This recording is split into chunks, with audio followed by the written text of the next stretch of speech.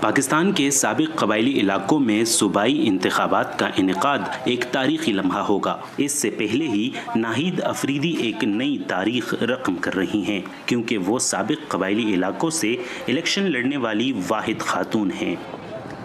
یہ باتیں سیاسی باتیں جو تھی نا وہ صرف حجرے میں ہوتی تھی، مرد کرتے تھے، مرد فیصلہ کرتے کہ ہاں فلاں کینڈیڈیٹ کو سپورٹ کرنا ہے اور اس کے بعد عورتیں اس کو ووٹ دیتی تھی۔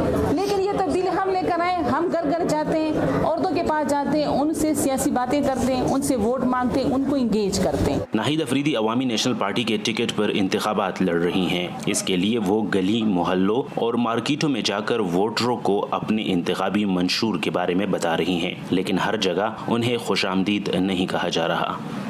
ہم بینر لگا رہے ہیں، اس میں خواتین کی تصویر بھی ہے، اس میں میری تصویر ہے، تو یہ ایک چیز جو ہے نا یہ ایکسیپٹ کرنا بہت سے لوگوں کے لیے ابھی بھی ذرا مشکل ہے کہ پبلک اسپیسز پر عورت کی پوسٹر لگیں گے۔ تاہم ایسے لوگ بھی ہیں جو ایک خاتون کی سیاست میں آمد کو فائدہ مند سمجھتے ہیں۔ قبائل لوگ ایڈوانس لوگ ہیں، یہ جو ہے نا انٹرنیشنل سطح پر لوگوں کو ہم دکھا رہے ہیں کہ ہم امن پرست لوگ ہیں۔ ہماری عورتیں گھروں سے نہیں نکلتی، تو یہ گھروں میں جائے گی تو جو بھی عورتوں کے مسائل ہوں گے وہ اسے بتائیں گے اور وہ گھر کی چار دیواریں میں ہی حل ہوں گے۔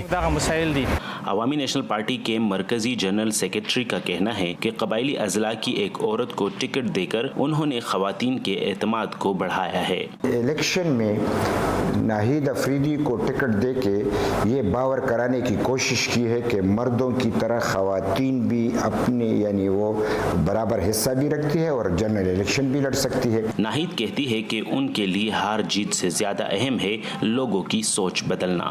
آج جو لوگ مجھے برا بھلا کہہ رہے ہیں، ہماری پارٹی کو برا بھلا کہہ رہے ہیں، 5 سال بعد مجھے پتہ ہے یہی لوگ اپنے بہنوں اور بیٹیوں کو بھی لے کر آئیں گے سیاست میں۔ یہ سیاسی تبدیلی اب کوئی نہیں روک سکتا اور یہ ہو کے رہے گا اور ہم لوگ آگے جائیں گے۔ عمر فاروق، وائس آف امریکہ، جمرود۔